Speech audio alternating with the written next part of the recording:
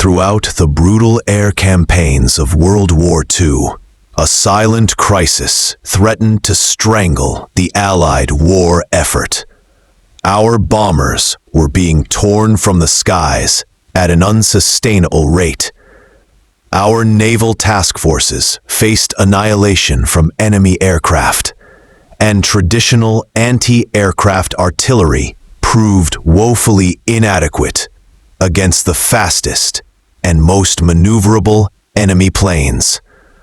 But what if we possessed a weapon so secret, so revolutionary, that it could detonate an artillery shell near its target without actually having to score a direct hit?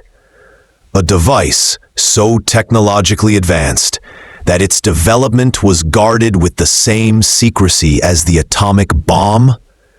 This is the story of the proximity fuse, the billion-dollar secret that helped turn the tide of World War II. In the skies over Europe and the vast expanses of the Pacific, this tiny technological marvel would forever change the face of modern warfare. To understand the revolution, one must first understand the problem.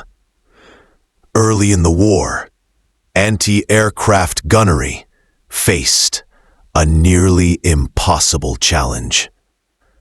Standard artillery shells required either a direct impact, a statistical nightmare against small, fast-moving targets, or precise timing fuses that demanded near-perfect prediction of aircraft movement. The numbers were staggering. Before this secret weapon, some estimates suggested it took an average of 20,000 shells to bring down a single aircraft. Some put the figure as high as 100,000. The sheer waste of ammunition and manpower threatened to cripple Allied air defenses. The solution began not in some massive industrial complex, but in the minds of visionary researchers. In 1939, British military researchers Samuel Curran, William Budement, Edward Shire, and Amherst Thompson at the Telecommunications Research Establishment conceived of a proximity fuse using Doppler radar principles. Their system was revolutionary, a miniature radio transmitter and receiver that could detect when a shell approached within lethal range of a target. But turning this concept into a battlefield reality seemed impossible. The British shared their research with the United States during the Tizard mission in 1940, a technology exchange that brought together the best minds of both nations. In August 1940, the newly formed U.S. National Defense Research Committee established Section T, headed by the brilliant physicist Dr. Merrill Tuvey of the Carnegie Institution. His mandate was as straightforward as it was daunting: create a workable proximity fuse for large-caliber artillery. The project soon expanded beyond Carnegie's capacity, leading to the establishment of the Applied Physics Laboratory at Johns Hopkins University, which would become the nerve center for this technological miracle. The race against time had begun. What followed was one of the most extraordinary engineering challenges of the war. The team at Section T faced what seemed like an insurmountable checklist of problems.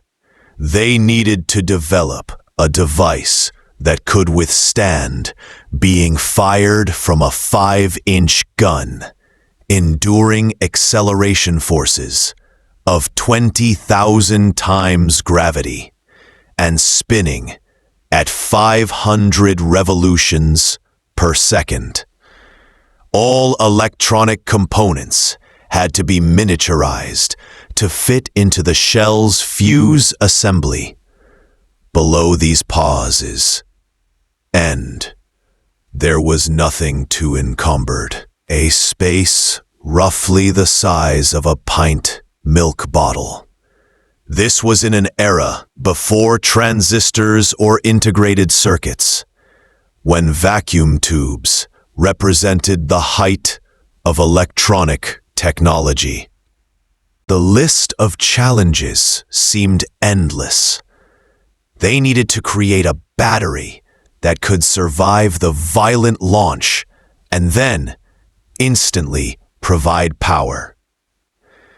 The solution emerged from the National Carbon Company, which developed an ingenious wet cell battery where the electrolyte was contained in a glass ampule that would break upon firing, with centrifugal force distributing the liquid between the plates. Then, there was the matter of the vacuum tubes. Standard tubes would shatter under the incredible forces of launch. The task of developing ruggedized tubes fell to a young physicist named James Van Allen, who would later discover the radiation belts surrounding Earth that bear his name. Fuze drove his team with a sense of desperate urgency. He posted dictates on laboratory walls that reflected the pressure they were under.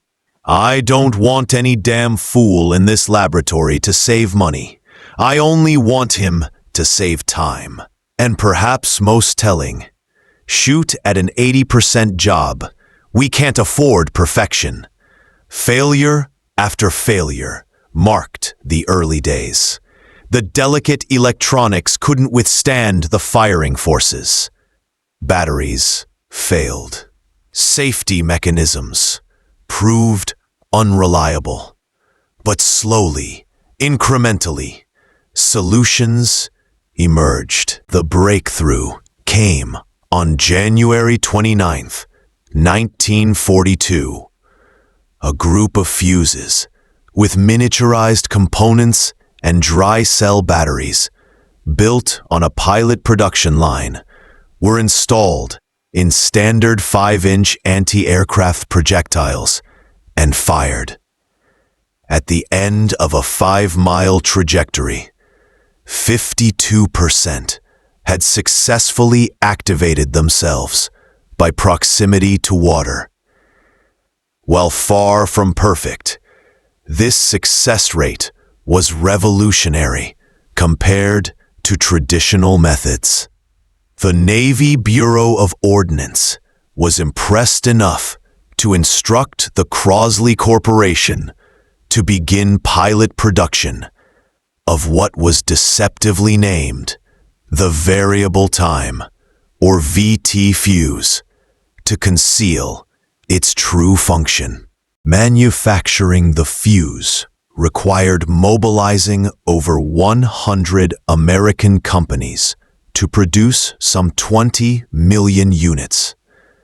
Each fuse contained approximately 130 miniaturized electronic parts, all needing to be assembled with precision under conditions of utmost secrecy.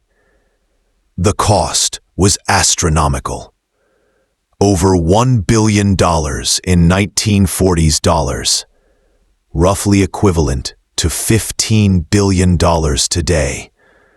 But the stage was set for the fuse's combat debut. The proving ground for this revolutionary weapon would be the unforgiving waters of the Pacific. By early 1943, Allied naval forces in the Solomon Islands campaign were suffering devastating losses to Japanese air attacks, particularly at night. Admiral Arleigh Burke, who commanded a fleet of U.S. destroyers in the Solomons, later recalled the futility of existing defenses. Mechanical time fuses, which we had been using, only brought down a plane at night by accident. They were good for harassing enemy aircraft at night, but that was about all. Something had to change. That change began on January 5th, 1943, off the coast of Guadalcanal.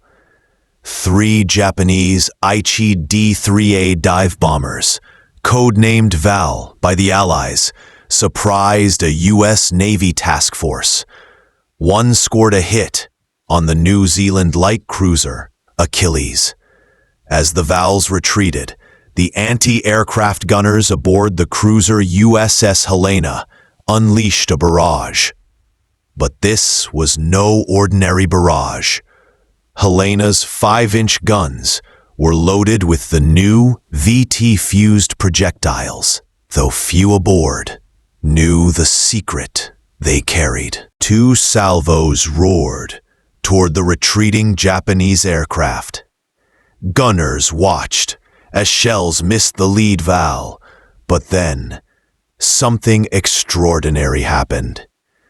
One shell passed close enough to the dive bomber that its proximity fuse detected the aircraft and detonated. The Val was caught in the blast and shrapnel, bursting into flames and crashing into the sea. For the first time in history, an enemy aircraft had been deliberately destroyed by a near miss. The age of the proximity fuse had begun. Despite this success, the fuse remained a closely guarded secret. Commanders faced an agonizing dilemma: how to deploy this wonder weapon without revealing its existence to the enemy. Initial orders restricted its use to situations where duds couldn't be recovered by enemy forces, primarily over water. This caution was justified. If the Axis powers captured even a single intact fuse, they could reverse engineer the technology and develop countermeasures. The Germans had in fact developed more than 30 different proximity fuse designs themselves, but none had proven practical for production. We couldn't give them the key to our invention. Meanwhile, in the European theater, the air war was reaching a crisis point. For bomber crews like those flying the legendary Memphis Belle, a B-17F Flying Fortress of the 324th Bombardment Squadron, 91st Bombardment Group, the skies over Europe had become a slaughterhouse. The 91st Bomb Group alone suffered devastating losses. 80% of their bombers were shot down during the Memphis Belle's first 3 months of sorties from Bassingbourn, England. Captain Robert Morgan, Memphis Belle's pilot, grimly recalled what those statistics meant. 80% losses means you have breakfast with 10 men and dinner with only 2 of them. For these brave airmen, every mission was a nightmare of flak and fighters. Tight formations were their only defense, creating overlapping fields of fire against attacking German fighters. But against the deadly accurate German anti-aircraft fire, there was no formation tight enough. Black puffs of flak filled the skies, each explosion potentially lethal. B-17s shuddered under the impact of shrapnel. Engines faltered, and young men fought for survival in the thin, freezing air at 25,000 feet. The Memphis Belle herself was bullet-ridden, flak-battered, and on 5 separate occasions had one of her engines shot out. Something had to change before the bomber offensive became unsustainable. As production accelerated and confidence in the Fuze grew, Allied commanders made a fateful decision: to begin employing the proximity fuse in the air war over Europe. But this presented new technical challenges. The original fuses had been designed for naval anti-aircraft guns, firing at relatively low angles.